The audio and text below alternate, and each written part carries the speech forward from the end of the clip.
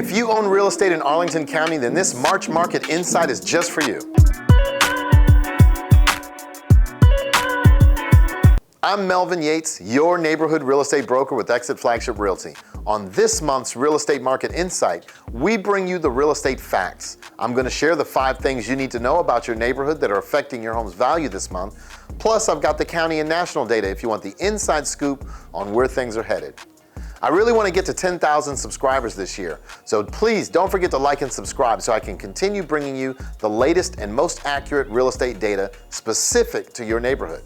My office has over 160 awesome realtors serving clients like you in DC, Maryland, and Virginia, so we can definitely help you put a real estate game plan together. Now for the numbers. Last month, the average sales price in all of Arlington County was $790,000. Now this is a 10.6% increase over the prior 12 months and a 4.3% increase over the last 30 days. The average time it took to find a buyer in Arlington County was 39 days. Over the month, we had 286 homes and condos come to market for sale. However, we still only have about 3 weeks of total inventory in the entire county, which means there's greater demand than there is supply. Now, I want my buyers out there to stay encouraged and get with a competent real estate professional, preferably one in my office, and we'll help you get the home you want.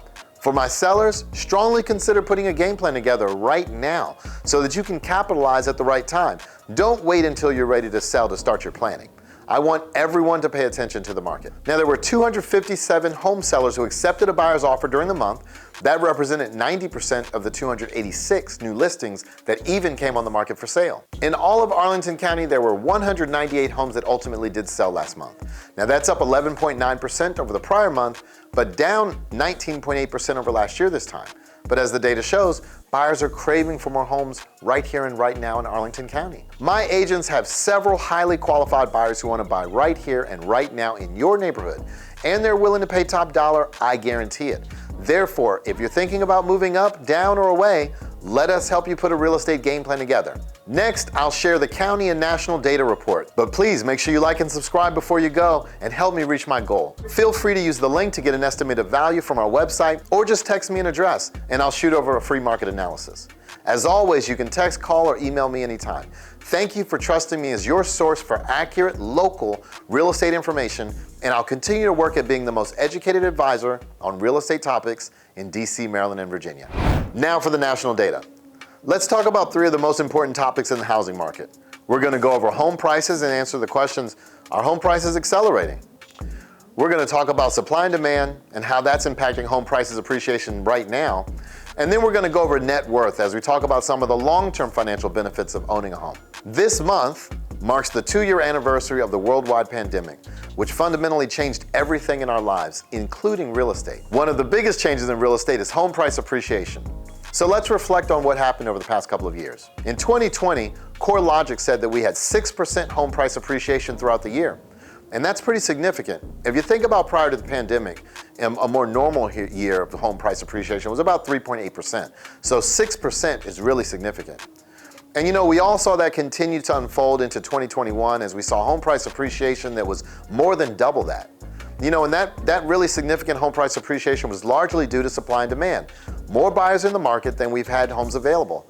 And let's go over this and what it means going forward as we look at the home price forecast as well. So the answer to the questions, are home prices still accelerating, is a yes. And we can look at this graph and see percent year over year price increase by month going all the way back to January 2021. So if we look over on the left-hand side in January 21, we saw 10% home price appreciation. So year over year from January of 2020 to January of 2021, home prices increased by 10%. And then as you can see month over month, it really started to accelerate throughout the year. Now when we hit the summer, you see July, August, and so forth, it started to level out at about 18%. Very significant home price appreciation. But that's when we started having the conversation and we started hearing experts saying, are home prices going to decelerate? You know, meaning continue to increase, but at a slower pace. The reality of it is that we saw that kind of 18% hold steady for a while, and then into December and January of this year, 2022, which we can see which is the latest data we have, the green bar is showing that home prices are starting to tick back up. And that's again a direct result of home buyer demand and supply, which is low. So buyers are really competing for homes, and that's causing home prices to tick up. Now, if we look back at this state by state basis, it shows changes in prices in the last year from FHFA. And this is really interesting because what we can see is that FHFA shows that the national average is 17.5% home price appreciation last year. Now, some states were higher, some states were lower, but we didn't have depreciation in any state. Home prices were rising throughout the country. Again, a direct result of supply and demand. So if we look at the past 5 years, the national average was 54.5% of home price appreciation. This is what we're starting to see year after year, is increasing home price appreciation. And that really exploded in 2021. Now, where this gets even more interesting is if we look back at the past 30 years. So changes in prices since 1991. If you go all the way back 30 years, national average is 258% home price appreciation. Crazy, that's massive. So if you're wondering, is now a good time to buy? Should I buy a home? Am I buying at the top of the market? Is my home investment gonna be a valuable one? I don't know. If you could go back 30 years and buy a house in 1991, would you do it? I think looking at this data, the answer is pretty clear. But what's the next move going forward? What's gonna happen throughout the rest of this year? We have to look at home price forecasts for 2022. This chart averages out what the experts are saying. We follow 7 key entities who forecast out home prices throughout the rest of the year. And when you average those together in the green bar, you can see they're projecting roughly 6.1% appreciation through the rest of the year. So CoreLogic is on the high end with 9.6, Zelman's on the low end right now with 3%. But the reality of it is, all of the experts are saying that home values are projected to continue increasing throughout the year. So I want to stop and talk about supply and demand because that's what determines, where home prices go. The next graph is a really good foundational element to start that conversation. And this is how the market impacts or inventory impacts home prices. So right now we are squarely in what you would call a seller's market. We've all heard this, we've all felt this. And that's what you can see over there in the blue bar. Essentially, it means more buyers in the market than homes available for sale. They're competing for homes, and that's driving prices up. That's the general law of supply and demand. Anytime there are more buyers for an item than there are people selling that item, prices will rise because people are willing to pay more for them. Now, a neutral market is where that kind of balances out. And a buyer's market is where there are more homes available than buyers interested in purchasing them. So that causes prices to decline. So we are in a seller's market today. And the question people want to know is, what does this mean from a listing perspective? When we look at the number of listings in the market, we've heard that inventory is historically low, but what does that really look like? So I'm going to show you right now new listings, and they're actually falling dramatically right now. This is a look at 2021 month by month. New listings coming to the market in thousands. And what you can see here over on the right-hand side, October, November, December, listings really starting to decline. So not as many listings coming to the market towards the end of the year. Now, this is pretty typical for the housing market because we generally see listings slow down slightly in the winter and then pick back up. And you can see they're definitely following that trend over the past year. So that brought us to this, historically low inventory levels. What I'll show you here is that active listings are also dropping again. And what we have again, October, November, December, active listings falling down towards the end of the year. And that means that homes are selling just as fast as they're coming to the market.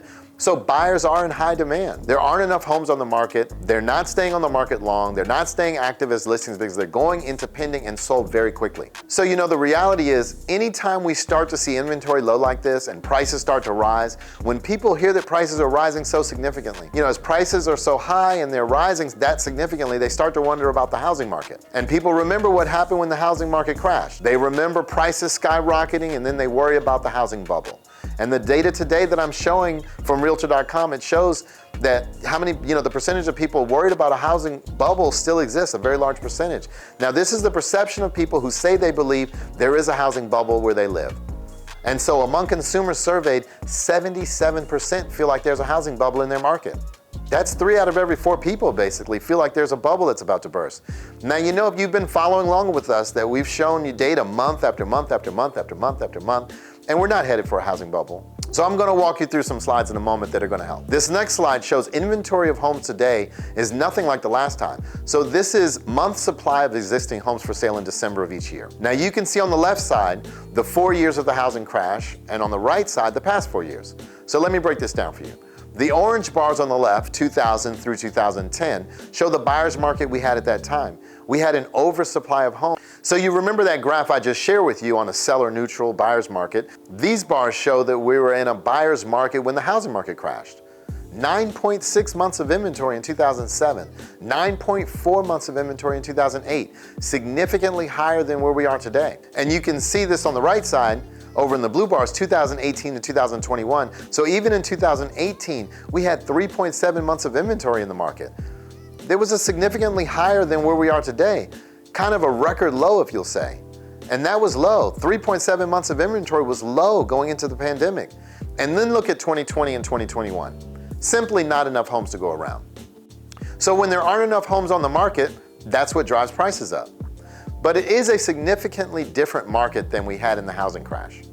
Now let's look at buyer demand. We hit a record high, a 15-year record of existing home sales in 2021. So this is the number of existing home sales from 2019 to 2020 and 2021. You can see 2019 was 5.4 million sales. We broke that record in 2020 at 5.6 million. And in 2021, just crushed it with 6.1 million homes sold in this country. So what does that say? That says buyers are out there. They're looking for homes, they're purchasing homes, and they're actively in the process. So we have high buyer demand, we have low inventory, significantly different fundamentally than we were when the housing market was and when the bubble burst. And the truth is that people who are purchasing these homes can't afford them this time. And I say that because I want to share this data here that shows credit scores are nothing like the last time either. This is the volume of loans in the billions with credit scores less than 620. So take a look at those orange bars, 2003 to 2007. Significantly more loans issued to buyers who had a credit score less than 620. So 2008 to 2021, you can see that those lending standards have gotten much tighter, meaning that buyers are essentially showing the credentials that they'll be able to afford their home. And that's what's leading to the loan opportunities. So very, very different lending standards are creating a landscape that's nothing like the last time. Credit scores are definitely tighter this time around. And you know, if you're worried also about any other fundamentals of the market, let's think about equity for a second. Homeowners have significantly more equity today, so they're in a much better financial position as homeowners in this process. And if you're worried about a foreclosure crisis, I encourage you to go back and look at the data from my last month's market report on the forbearance and foreclosures update that I gave, because the data simply shows that we're not headed for a foreclosure crisis. We won't see a wave of inventory coming to the market that's going to significantly tip the scales into a buyer's market. There just aren't enough homes going into foreclosure. And we're so grateful for that, because that means that more and more people are staying in their homes. I know that people still have concerns. If you're potentially still renting right now and thinking about buying a home or thinking about it, but watching prices rise, I'm not sure I should buy right now, I'm concerned that there's a bubble, et cetera, et cetera. Let's talk about net worth, which is the real game changer. The data that I'm about to show you really paints a very strong picture for homeowners or potential homeowners when they're thinking about long-term financial benefits of owning a home. There's the stability, the security, and the emotional, American dream homeownership thing that's very important. But as this quote says, with inventory at an all-time low, buyers are still having a difficult time finding a home.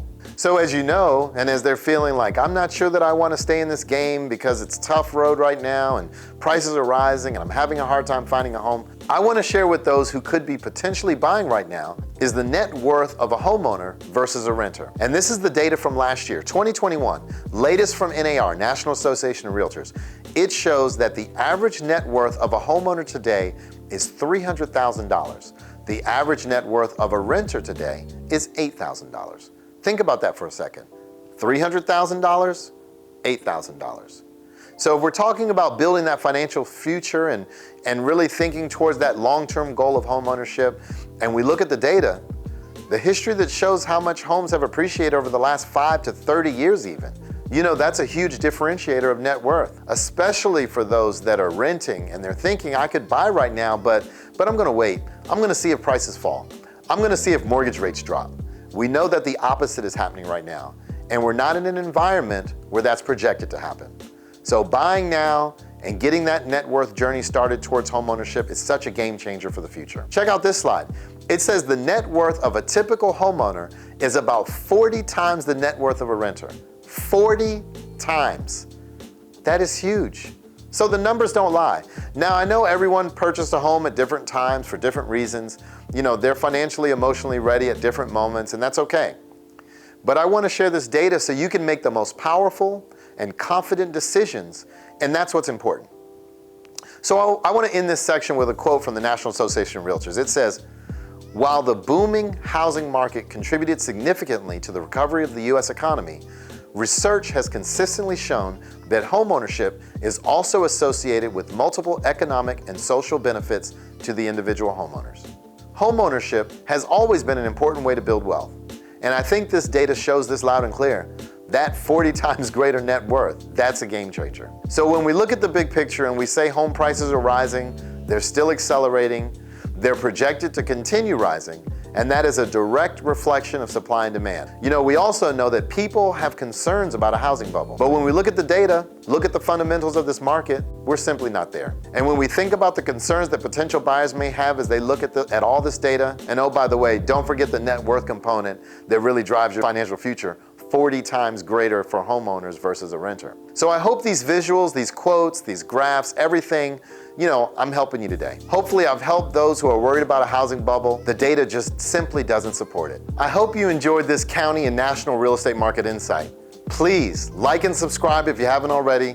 Feel free to use the link to get an estimate of value from our website, or just text me an address and I'll shoot over a free market analysis. Thank you for watching, and we'll talk soon.